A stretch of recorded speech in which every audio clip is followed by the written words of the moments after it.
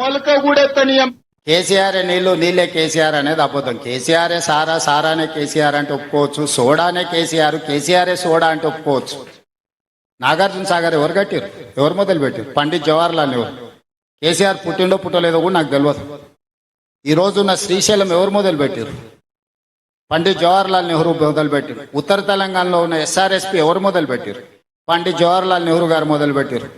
Jurala project ఎవరు మొదలు పెట్టారు? అంజయ్య గారు ఉన్నప్పుడు ఇందిరాగాంధీ గారు ప్రియదర్శిని జూరాల ప్రాజెక్టు కల్వకుర్తి ఎవరు మొదలు పెట్టిండ్రు? 2003లో చంద్రబాబు నాయుడు గారు మొదలు పెడితే 2004లో జలయజ్ఞంలో విస్తరించి పనులు చేయించారు. కోయిల్ సాగర్ కానీ ఏ ప్రాజెక్ట్ అయినా తీసుకో, కొత్తగా కేసీఆర్ మొదలు పెట్టిందే లేదు. ప్రాణైతే చెవెళ్ళు ఎవరు మొదలు పెట్టిండ్రు? పేరు మార్చి, ఊరు మార్చి, అంచనాలు మార్చి దోపిడీ చెయ్యడమే కేసీఆర్కు తెలుసు. కేసీఆర్ సొంతంగా ఆలోచన చేసి మొదలుపెట్టిన ప్రాజెక్టు మొత్తం తెలంగాణ రాష్ట్రంలో లేదు. నేను సూటిగా సవాల్ విసురుతాను. కేసీఆర్ నీళ్లు నీళ్ళే కేసీఆర్ అనేది అబద్ధం. కేసీఆరే సారా, సారానే కేసీఆర్ అంటే ఒప్పుకోవచ్చు. సోడానే కేసీఆర్. ఓటు అడగాలి. ఏ ఊర్లో నేను ఇందిరమ్మ ఇల్లు కట్టిందో ఆ ఊర్లో నేను ఓటు అడుగుతా. నీకు డిపాజిట్ వస్తే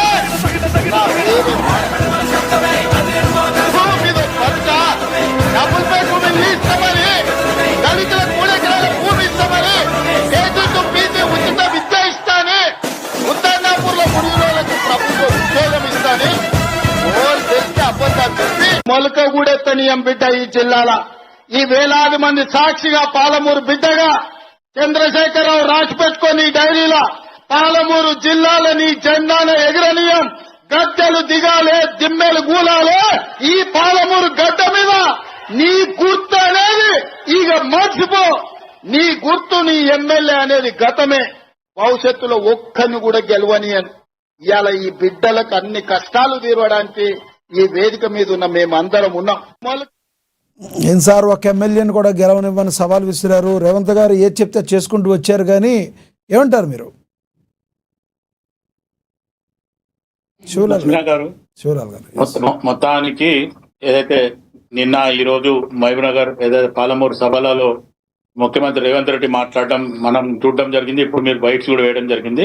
కాకపోతే బీఆర్ఎస్ వాళ్ళు మాట్లాడిన దానికి ఆయన సవాల్ అట్లా విసరడం జరిగింది.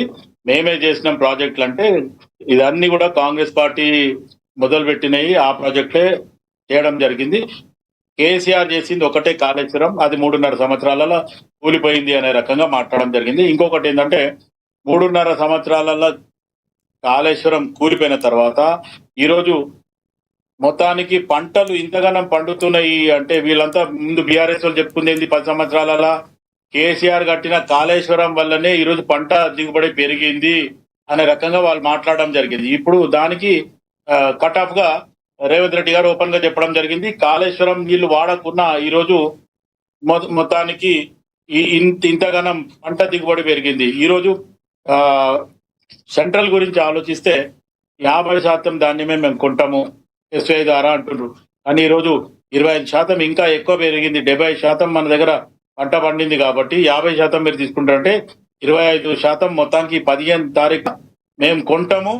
దాన్ని కూడా ఉత్తమ్ కుమార్ రెడ్డి గారు, నేను వ్యవసాయ శాఖ మంత్రి, కేంద్ర మంత్రి దగ్గర పోయి మేము మాట్లాడుతున్నాము. ఎన్నిసార్లు అడిగినా వాళ్ళు కొనడానికి ముందుకు వస్తలేరు. మేము మొత్తానికి ప్రోటోకాల్ పాటిస్తున్నాము, మర్యాద పూర్వకంగానే ఉన్నాము. మొత్తానికి ప్రజలకు ఇచ్చిన హామీని మేము పూర్తి చేయాలనే రకంగానే, ప్రజలను ఆదుకోవాలని, రైతులను ఆదుకోవాలనే రకంగా నేను పోతున్నా అని చెప్పిండు.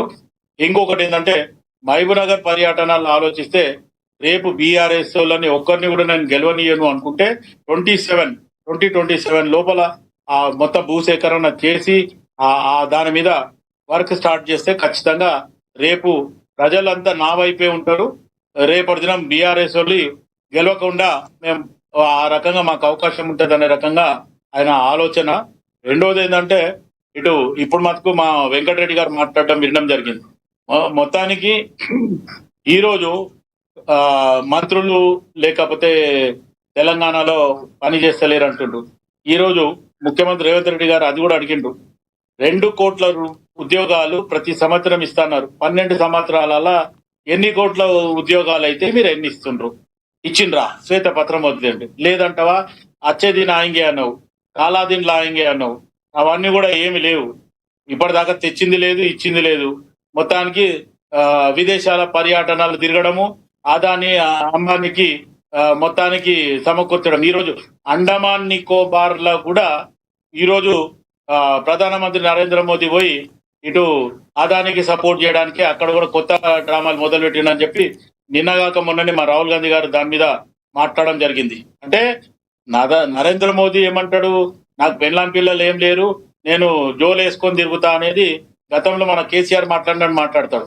కానీ ఈరోజు నరేంద్ర మోదీ మొత్తం దోసిపెట్టేదంతా అదాని అంబానీకి, లేకపోతే వాళ్ళ మనుషులకి ఈరోజు వేవ్స్ చేయడం.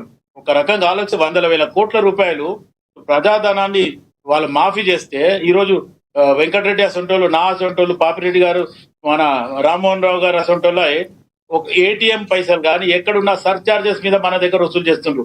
కానీ వీళ్ళకి ఇంత పెద్ద బడా బాబులకి ఒక్కొక్కడు 100,000 కోట్ల రూపాయలు ప్రజాధనం తీసుకొని వాళ్ళని మాఫీ చేయడం అంటే ఎంత మటుకు అది నరేంద్ర మోదీ గారు చెప్పాలా. ఈ రోజు మనల్నేమో వంట నూనె వాడొద్దంటాడు, పెట్రోల్ వాడొద్దంటాడు, డీజిల్ వాడొద్దంటాడు. ఆయన మటుకు ఫ్లైట్ల మష్రూమ్ తెప్పించుకుంటాడు. మొత్తం ఉన్నలేని దేశాలన్నీ ఆయన తిరుగుతాడు. ఈ రోజు సంక్షోభంలో వచ్చింది ఏంది, డాలర్ రేటు కాంగ్రెస్ పార్టీ అధికారంలో ఉన్నప్పుడు మన్మోహన్ సింగ్ గారు కానీ లేదంటే పివి నరసింహారావు గారు ఉన్నప్పుడు డాలర్ రేట్ ఏముంది, ఈ రోజు నరేంద్ర మోదీ వచ్చిన తర్వాత డాలర్. ప్రధానంగా ఒక క్వశ్చన్ అయితే వస్తుంది శివలాల్ గారు, సారా అంటే కేసీఆర్, కేసీఆర్ అంటే సారా అన్న రేవంత్ రెడ్డి గారు ఎందుకు ఒకప్పుడు ఉమ్మడి ఆంధ్రప్రదేశ్లో 10 గంటలకే మద్యం దుకాణాలని బంద్ అయ్యాయి, కేసీఆర్ గారు వచ్చి 11 గంటల వరకు చేశారు, దాన్ని అదేవిధంగా కంటిన్యూ చేస్తుంది. కానీ కాంగ్రెస్ పార్టీ ఏమైనా తగ్గించిందా, మద్యం మీద ఏమన్నా డౌన్ చేసిందా, కనీసం నియంత్రణ చేసింది? ఏమి చేయకుండా కేసీఆర్ మీద కేవలం ఎందుకు ఇలా మాట్లాడుతున్నారని అనేవాళ్ళకి మీరు ఏం చెప్తారు?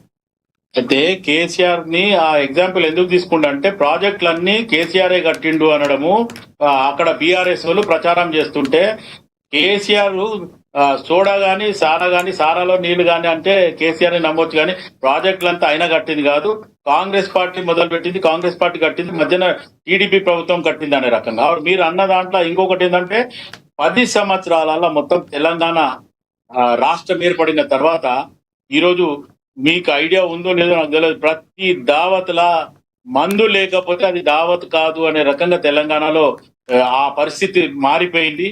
ఈరోజు దాన్ని ఆ క్రెడిట్ మటుకు కేసీఆర్ కే పోతుందని నేను కూడా చెప్తున్నాను. ఎందుకంటే ఇట్ల పురాణం ఒకటి, ఈ తాగుబోతులను తయారు చేసిన మటుకు కేసీఆరే. నేను 100% అటు రేవంత్ రెడ్డి చెప్పినా ఎవరు చెప్పినా పక్కన పెడతా, నేను మటుకు ఇది చెప్తా. ఎందుకంటే తెలంగాణలో దావత్ అంటే ఇట్లా ఉండేది కాదు. పెద్ద మనుషులు ఎవరైతే చీకటిగా ఆపరికంగా ఉన్నదాన్ని ఈరోజు బహిరంగంగా, నేను ఈ మధ్యన చూడడం అవుతుంది కొన్ని వీడియోలు, 10th క్లాస్ పిల్లలు కూడా గెట్ టుగెదర్ దావత్లు బీర్ బ్రాండీలతో దావత్లు చేసుకుంటారు అంటే కల్చర్ ఎక్కడి నుంచి ఎక్కడ పోతుంది అనే రకంగా ఇది మొత్తంకి ఆ 9.5 సంవత్సరాలు బీఆర్ఎస్ ప్రభుత్వం చేసిన లెక్కలే అనే రకంగా అయితే నేను చెప్పడం జరుగుతుంది.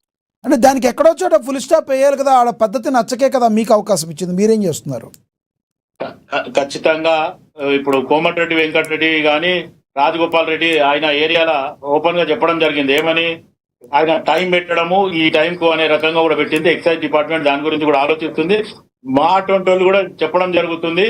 అయినంత మటుకు కేరళలో ఒక సిస్టమ్ ఉంది లక్ష్మీనాథ్ గారు, ఈ టైం అంటే ఆ టైంకి క్లోజ్, ఖచ్చితంగా ఆ టైంలో ఎవరున్నా వాళ్ళ మీద కేసులు పెడతారు. ఆ సిస్టమ్ మన దగ్గర మందు బాబులకు కానీ బార్ అండ్ పబ్లకు కానీ అది కూడా ఒక సిస్టమ్ చేయాలని నేను కూడా కోరుకుంటున్నాను. అయితే ఒకటి, పాలమూరులో ఒక్క ఎమ్మెల్యేని కూడా గెలవనివ్వను, కాంగ్రెస్ పార్టీయే గెలుస్తుంది అంటానికి కాంగ్రెస్ పార్టీ చేస్తున్న అభివృద్ధిని చూసి రేవంత్ రెడ్డి గారు అలా మాట్లాడారు అనుకోవాలా? ఖచ్చితంగా రేపు రాబోయే రోజులల్లా పాలమూరు బిడ్డని, లేకపోతే నేను ఇదే ప్రాంతంలో ఎంపీటీసీ, జెడ్పీటీసీ లేకపోతే ఎమ్మెల్సీగా గెలిచి ఈరోజు ముఖ్యమంత్రి అయినా నేను ఖచ్చితంగా నా ఊరికి నేను ఏదో కమిషన్లు తీసుకుంటా అనే రకంగా కాదు. గతంలో కూడా నేను ఎక్కడన్నా ఏ ప్రాజెక్టులన్నా కమిషన్ తీసుకున్న ఆరోపణలు నాకుంటే మీరు చెప్పండి అనే రకంగా ప్రెస్ వాళ్ళనే ప్రశ్నించడం జరిగింది. ఆడ లోకల్ ప్రెస్ వాళ్ళకి అందరికీ కూడా తెలుసు. కాబట్టి ఖచ్చితంగా ఈ ప్రాంతంలో ఎక్కడ ఏం కావాలా ఏంది అనేది నాకు దగ్గర నుంచి నేను